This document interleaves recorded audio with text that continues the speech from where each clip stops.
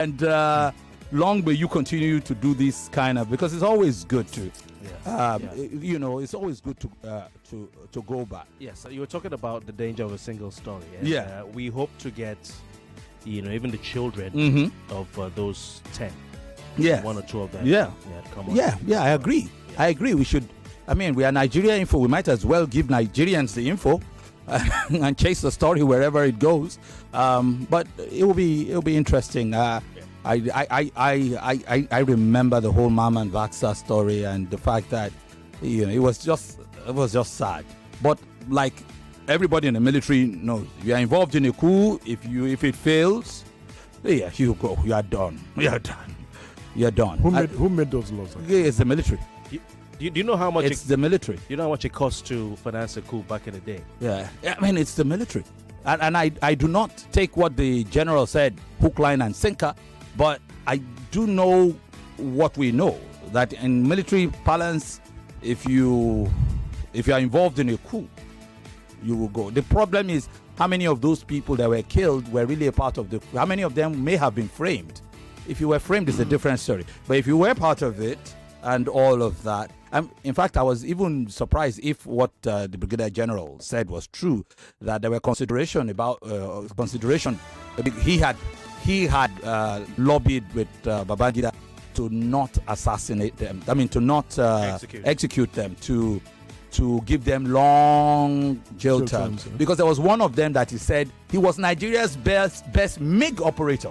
If you know what the MiG war equipment is, the Russian, he was our best MiG operator. And the question now is, what do you do if you was truly involved? If you do not execute, can you still make him serve, or could he be one of those people who are in jail and who you will call in wartime and say, this is your chance for freedom, go and fight for us? It's probably a suicide mission, but you are the best at this thing. I do not know, but it's an interesting conversation. I hope it continues tomorrow. Yes, sorry to bother. They accused us of distributing like 10,000 naira for the coup, and I hear it cost about 50,000 naira to 100,000 to finance the coup those days. I don't want to get into this conversation because the truth about it is that it was a case of a thief calling another person a thief. You that is executing somebody, how did you get there? You stole the power yourself. After stealing the power, you understand, had Nigerians better for it? Haven't we become worse for it? Yeah. So I mean, it gets as the saying be, but it's not anything to remember. Again, like they say, in the end, history. We saw it happen. History judges. People died. Yeah, history judges everyone. I mean, look, I am not an advocate for one form of governance. I respect whatever government is in place, if the people choose that governance. And whether it's a monarchy or a democracy or aristocracy or theocracy is different. Theocracy is different because you as a person, you as a human being, you cannot execute a theocracy because you yourself are not theocratic. Theo means God. You are not God. Do you understand? Okay, yeah, of course, in a theocracy, people are allowed to administer. In ancient Israel, Bible Israel, I'm not talking about today's Israel, or I'm not talking of today's Israel. In biblical Israel, the sons of Israel, who were the sons of Jacob, the grandson of Abraham and the son of Jacob, were not given a king. They did not have a king. They didn't have until a point they started asking that, we want a king. And God said, why do you want a king? I'm your king. So by asking for a human king, you are rejecting me. And God said, well, if that's what you want. Samuel was making an issue. God just told Samuel, you know what? They want a king. Don't worry. Don't forget about it. It's not you that they've rejected. It is me they have rejected. Give them a king. But tell them that now that you want a king, this theocracy is not good enough for you. Me ruling you directly is not good enough. Take a king, or your eyes will see pepper in the hands of your kings. And that was exactly what happened by the death of the third king. Because after Saul, there was David, and then there was Solomon. When Solomon's son Rehoboam came, They were like, we don't nearly die, we suffered under your father. Please make our load light. And that one said, and I never see anything. I'm going to add to your load. So I won't bring theocracy into, because theocracy is ruled by God, and humans have rejected rule by God. And if you are somebody who reads the Bible like me, the original rejection started in the Garden of Eden. End of story. Let's talk the one we know. Guys, this is Monday Preach. It is. Welcome. It is. We will soon open a. Not be me and you. Is it a church? A church? I didn't say anything. I didn't say that. You. I did not say that. You said it without saying I it. didn't say that. I didn't say that. I remember when I was in the 90s, I was a young man, and my girlfriend heard me. She heard me having a Bible conversation one time. She'd never seen me in that mode before. And when after the conversation, everybody was gone, she said, "Hey, Femi, my Bible to you. Me moti shori at that church le." I looked at her and said, "It's not your fault. It's more than that." All you can think is business. We have hammered. Let's go and start a church. Anyway, guys, have you heard of Sinfi? Well, I'm sure you remember the BRICS countries of Brazil, Russia, India, China, South Africa, and Co. Because they are increasing now. They have new membership now. So what is Sinfi? Well, Sinfi refers to Spain, India, the Netherlands, France, and Indonesia. Okay? Spain, India, Netherlands, France, Indonesia. Sinfi countries are Nigeria's top 5 export partners. Top 5, those countries: Spain, India, the Netherlands, France, and Indonesia. Top 5. You're surprised that China is not there, eh? See, the Netherlands is Nigeria's largest export destination. It received 2.09 trillion naira worth of goods, representing 10.44% of total exports in the period last under review. Now, the National Bureau of Statistics, NBS, stated that France traded 1.91 trillion naira. Spain recorded 1.74 trillion naira. India did 1.60 trillion naira. Indonesia 1.41 trillion naira in trade with Nigeria. These countries collectively accounted for 43.7% of Nigeria's total exports in the last quarter of 2024. There is more to this story. We will unpack when we come back. We've used all the time to discuss Kofi Batel and retired Brigadier General. When we come back, we will get into what we're trying to say. Right after this. More talk, news, and sports after this. Whether you dey rush go enter bus or you dey dance for your party wedding, Nivea Dry Deodorant Roll-On dey for you. E go help you maintain your steeze. Nivea Dry Roll-On don dey for affordable small 25 ml pack for boys and girls wey sabi. Oh, Kate! I'm running late! I'm ready! Told you it's gonna be a busy day for me. I've got to renew my vehicle insurance, make claims, and a few other stuff at my insurance company. Abba, is that why you're in a rush? Come on! Life has become a lot easier. Haven't you heard of the Unis? What's so called? Unis!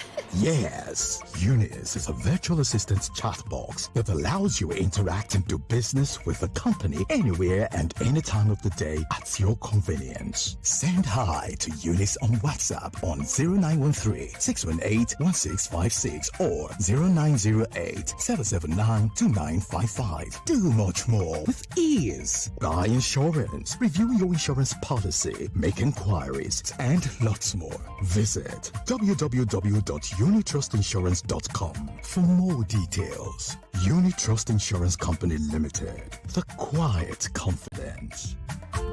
Is it okay to make fun of our tooth gap? Let's have a talk. Colgate makes your teeth so strong. Stop cover your mouth. Not to do younger with your smile. Brush your teeth with Colgate. Zero cavities and fresh breath. If you use a Colgate paste. Not to do younger with your smile. Brush your teeth with Colgate.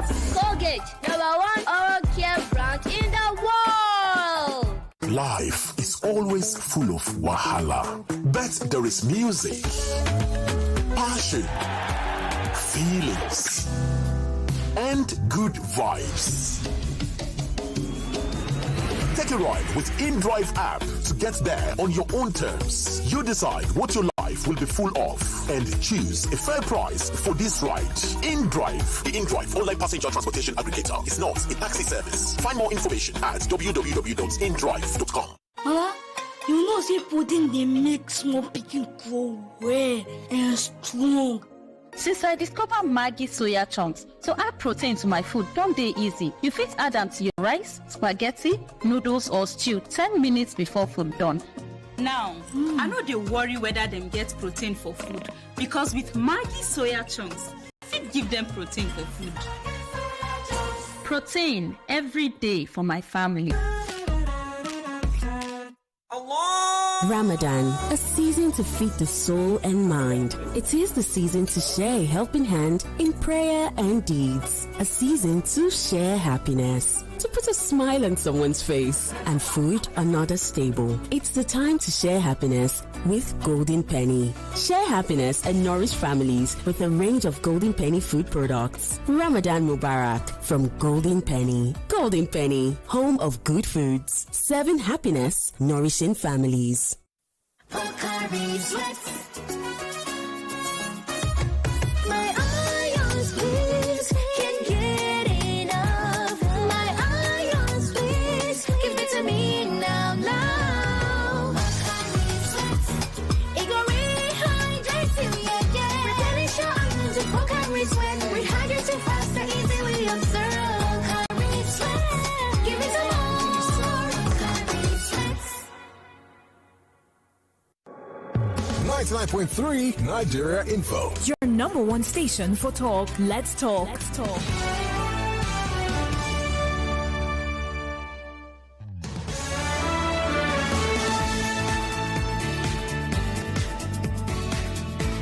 Welcome back.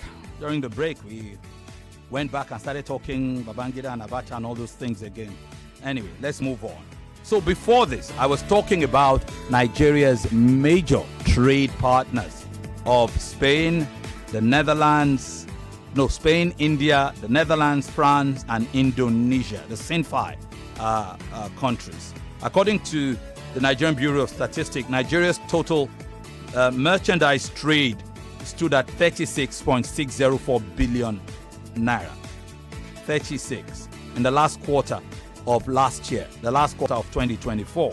And this represents an increase of 68.32% compared to the value, which was 21.74 billion naira recorded in the same period of 2023. And it's a rise of 2.2% over the value recorded in the preceding quarter, which was about 35.8 billion naira. So that rise, can you imagine a 68% rise from the same time the previous year, and of course a quarter-on-quarter rise of over 2% from the previous quarter, from 35 billion all the way to 36.6 billion. Now, you're looking at this. It sounds like good news, right? Or doesn't it?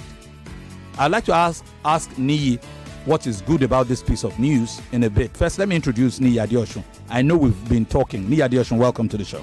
Thank you very much. Thank you. All right. And Razak Olaigbe, good to have you with me again today. Good morning. Are you welcome to the number one Fintex show in Nigeria? Yes, so. Number one. Number one, no. Okay. What are you better than? Only actually. What are you? I am better than Babangida. And Abacha combined. Yeah, one day you'll be better than this country. All right. So, welcome to the show. We are streaming live on Facebook and YouTube. You might want to join. Go search for Nigeria Info. Okay, go for it and follow us, Nigeria Info, on Facebook and YouTube. And you can not only hear us, you can see us. More importantly, you can follow, even if maybe you are traveling and you begin to lose radio signal because of distance. Just go online if you have data. And you can also use the Nigeria Info app. Go to your app store and search for Nigeria Info. You will see the yellow and green insignia of Nigeria Info. Download it so you can take us wherever you go. I was happy somebody called from Ilaro. People are calling from the far-flung corners of the world and that is down to technology, the app, and social media live streaming. Much respect to Babatunde Abdulsalam and his guys like Precious and the other lady. Well done for what you guys do. Okay? And if you have questions on this show, direct them to the week-long all-round number, not the studio WhatsApp number. That's 0912-171-2885. That's 0912-171-2885. WhatsApp messages only, no calls, no text messages. Okay, so let's go. Nii, you hear all this news, the Sinfi thing and all of that. Surely, for somebody who is an export expert and coach and who follows these things, last week we were talking to you. You were in Abuja, essentially, if I'm correct, doing the rounds. When you hear this news, this sort of progress, is it good news to you, or do you just scoff? Well, thank you. Yes, it's good news. Let's start from there. Mm-hmm. For me, again, part of what I would have loved to see the breakdown of all of those figures, right? You understand, to be able to pinpoint on all the activities that took place, right? So when we're talking about trade has to do a lot with so many things, because in that analysis, we do not have a breakdown of what component of it was non-oil export, all right? Which would have made it a lot easier to be able to put it in proper context relating to what we do. Yeah. But as far as trade is concerned, yes, it's not a bad idea.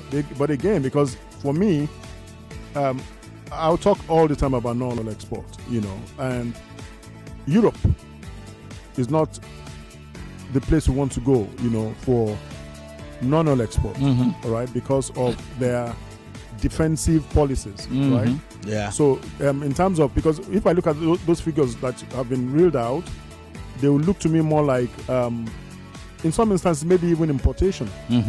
All right? Yeah. That's what it's going to be. It's not going to be, if we're talking about export destinations, for example, of majority of the things that we consume, the truth about it is not going to be Europe. All right? But it's good that there is trade that is going on, between those regions and our country. Yeah, it's mostly Europe. I think 3 of the 5 are European: Spain, the Netherlands, France, but they also have India and Indonesia. All those countries, all those figures are basically non-oil export. Non-oil export. Oh, they are. Okay. Non-oil. But when you look at India, you understand. So that is where our cashew goes to. Yeah. All right. So India takes our cashew from here. You have a lot of Indians who are here, who take our products, go to India and go and process. You understand. So that could likely be very responsible, for that surge in that kind of transaction on the Indian flank. I'm surprised that the Netherlands even has the highest. Cocoa goes to Netherlands. To the Netherlands. Our cocoa goes to the Netherlands, and this is literally raw cocoa. Yeah, raw. Right? Yeah, which is extremely very expensive. I was making inquiries, because we're supposed to have our next group export, and part of what I'm considering that I'm presenting to my team will be cocoa powder, right?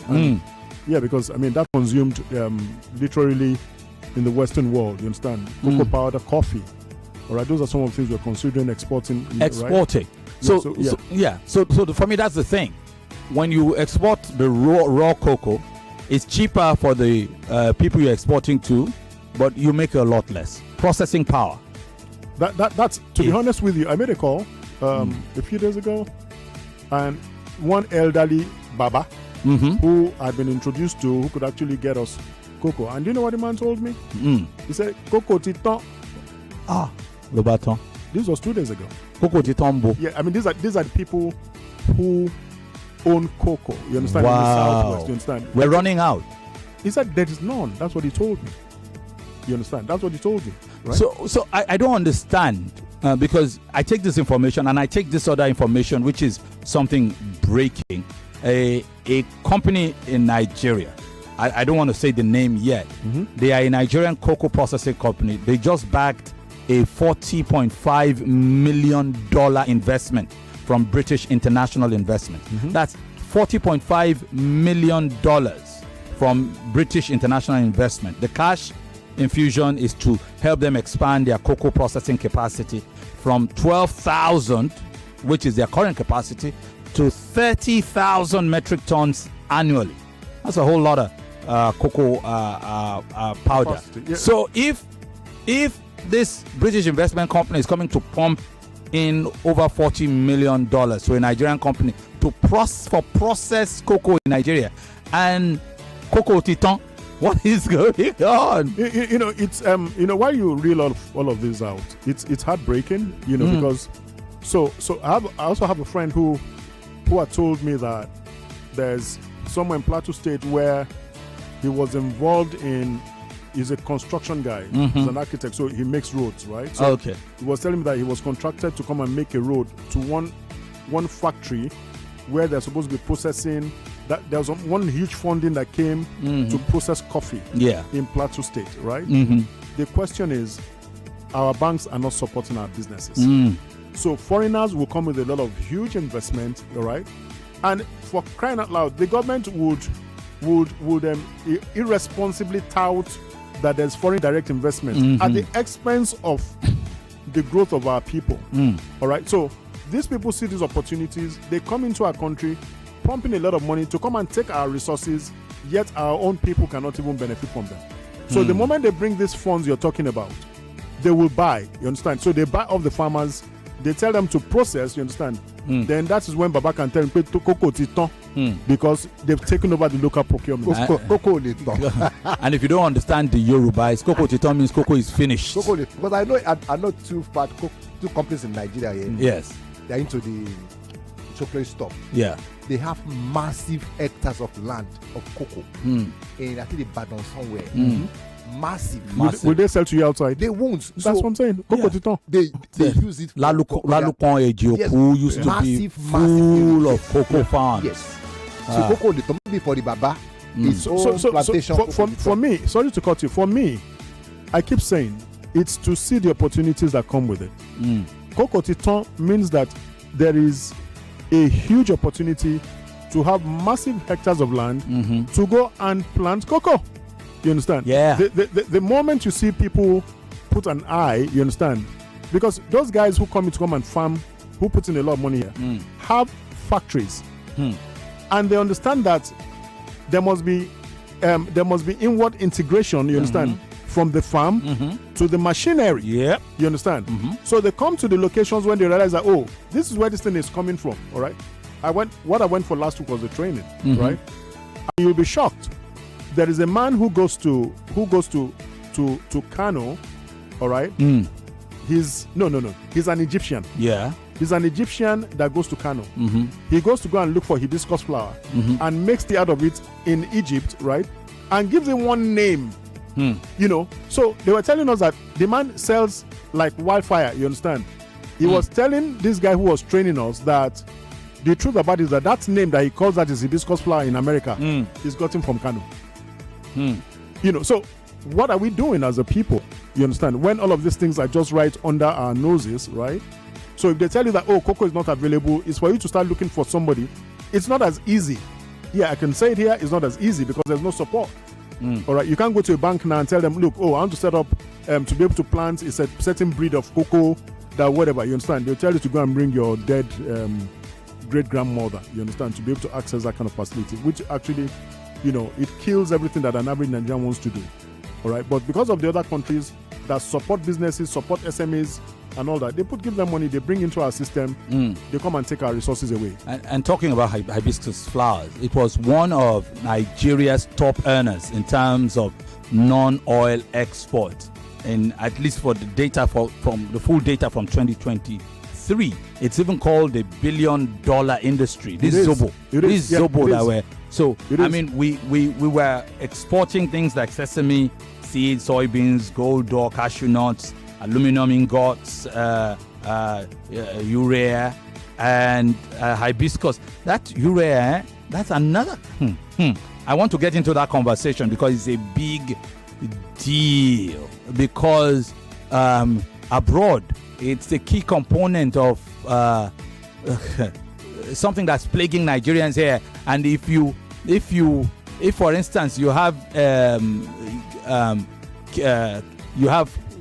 members of your family who might have, what do you call it now, who might, like, say, be SS, or you have those kind of cases, you probably know about hydroxyurea and all of these things. So to even think that Nigeria is like is the raw place for all of these things, Zobo, where other countries come and take these things, it's a good market, right? It's a good market. But back to processing power that we've always talked about. Most of these things we don't really process. And even when we do process, to the point you were making, even when these international companies come to invest here for processing, is it the full processing or is it just part processing? I'll give you an example.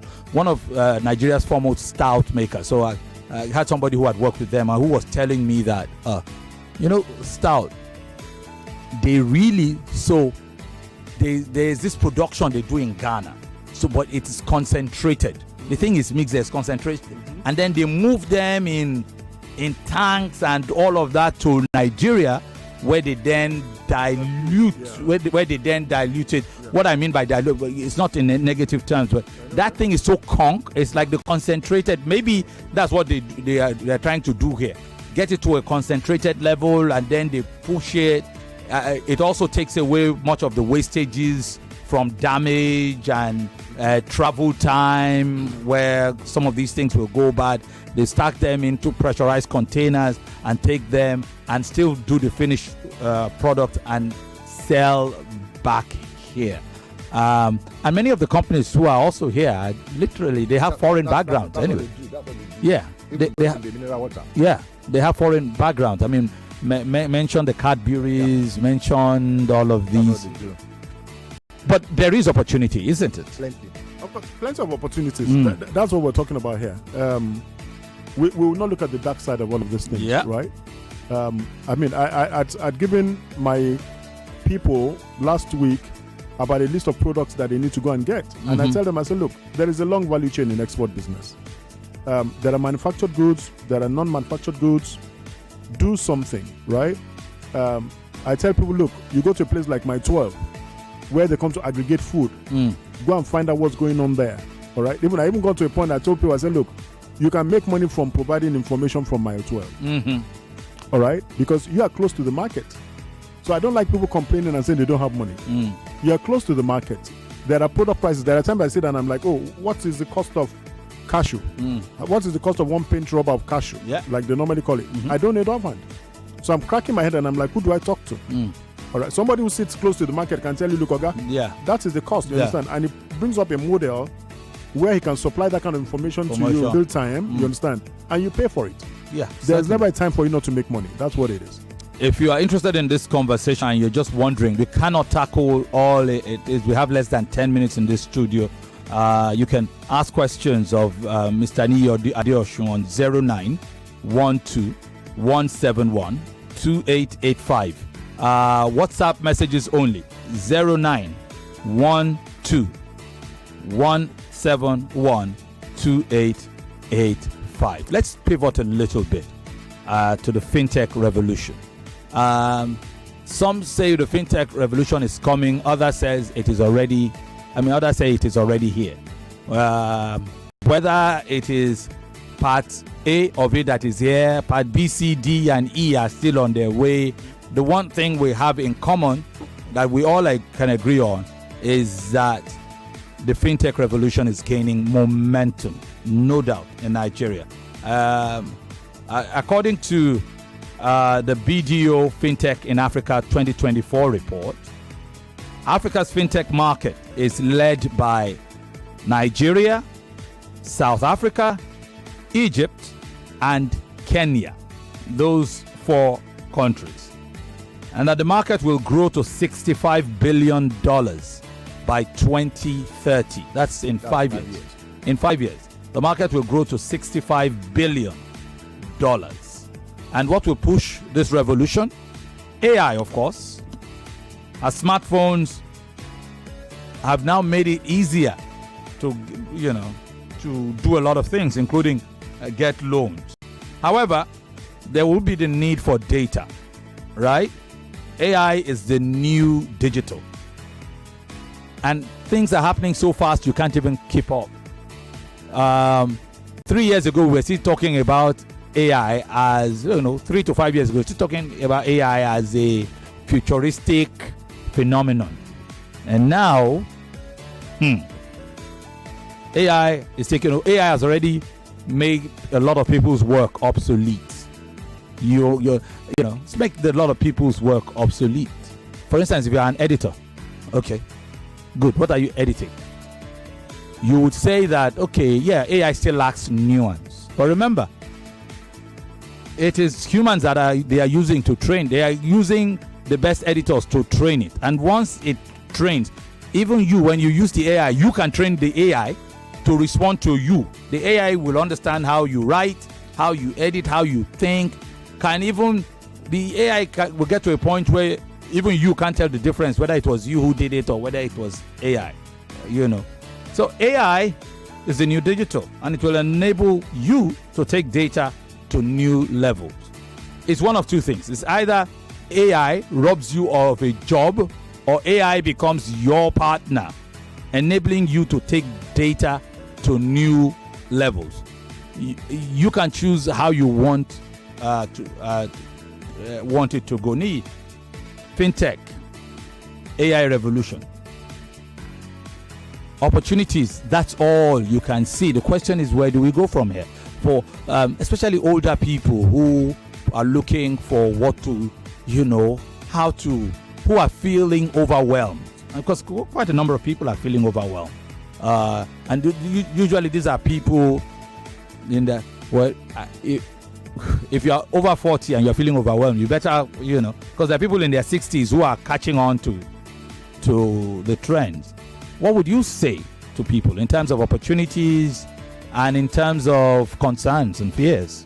Well, I don't want to say that some of us have been lucky to have embraced technology long ago, maybe by providence, maybe by luck or whatever, you understand? Like it's always said, change is the most constant thing, right? The world is not going to wait for anybody. It's not going to wait for anybody. So we owe ourselves a responsibility, and that's why we're bringing up these opportunities to people, all right, so that they can understand that, look, the world is changing. The world has changed.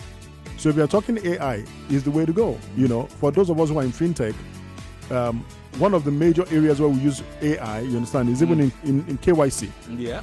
Right? So that's why you can see what do you call it? You see the fintech banks, you understand, they're able to do KYC. You're able to sign up an account, you understand, from wherever. You're able to take the photograph of the person. You're able to verify a BVN, you understand. Once you put in your BVN, it goes to a server, you understand. It's able to say whether it is right or not. And it comes says, it's verified and all of that. And a KYC is done almost immediately, you understand. So all we can tell anybody is that, look, the world will keep changing. It's going to keep changing, whether for the better or for the worse, because people have advocated for the negativity of that AI has also brought. You understand? But we'll look at the positive sides. So we can only encourage people, all right, to be able to look at those positive sides and also take advantage of them. AI is your personal assistant. Yeah, is that your PA now? It is how you now deploy it. Yeah. If you're a writer, you must find a way to work with it. Don't let it overwhelm you. If you're into coding, find a way to work around it. You cannot allow it to drive the conversation. You must be in the driver's seat. That's the only way you can mine the gold that is in AI. Yeah, that's it. Otherwise, you're out of the game. Yeah, this is from, let me see, who is this from? Okay, it's Mr. Ayo. It says, Fintex show, good morning, Femi, Razak, and Nii. Just like you are saying, there are enormous opportunities, but banks need to provide finance with low interest. That's it. Not a doubt. And this, who is this guy who says, Femi, you don't hold all this breakdown of topics, you they drop back to back. Not be from small brain, no. That's therapy from kids. I've just responded to you before encore. All right.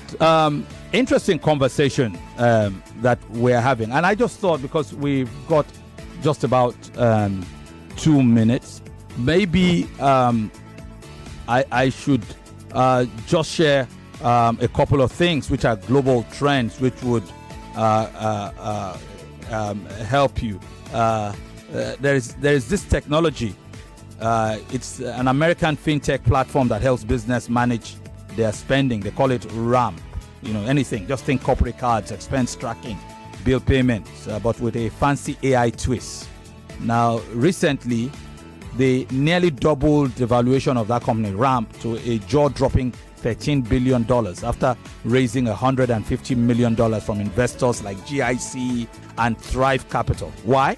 Well, because they are betting big on artificial intelligence to make business spending smarter. I just guess you could say that RAMP is, ramping up its game using smart technology at their disposal. In the UK, there's a global financial super app making waves. They call it Revolut. They do everything. They do multi-currency accounts, crypto trading, budgeting tools, you name it. And the chairman of that company has just announced that he is not selling his shares. If now you go sell. He would rather invest in a new fund to buy stock from employees of rising tech companies. To buy stock from employees of rising tech companies. Basically, he's saying, I'm not cashing out. I'm cashing in on everyone else. A smart guy. If you have the means, maybe you should be thinking of, cashing in on all because that's a strategy. The Warren Buffetts of this world, very clever analysts who could look ahead, who could be futuristic in their mindset, and these people become colossal in their business perspective. Let us leave it there. Once again, as a quick reminder, as if you have questions and you want to know how you can benefit from this fintech revolution by Fintex, send a WhatsApp message to 0912-171-2885. 0912-171-2885. I'm not the expert. Nii is, and he will attend to you. Thank you very much, Nii, for coming. Thank you very much, Femi. Thank you, our listeners. Razak, thank you very much for another wonderful production. Thank you very much. Yeah, hey, Lagos son, not finish you on your way home. Bye-bye, Lagos. Enjoy your week. 99.3 Nigeria Info. We'll be right back. I like Tom. 99.3 Nigeria Info. We are more than just radio. Subscribe to our YouTube channel at Nigeria Info FM. Check us out on Facebook at Nigeria Info 99.3. Follow us on Twitter at Nigeria Info FM and on Instagram at Nigeria Info FM Lagos for live updates as it happens. 99.3 Nigeria Info. Let's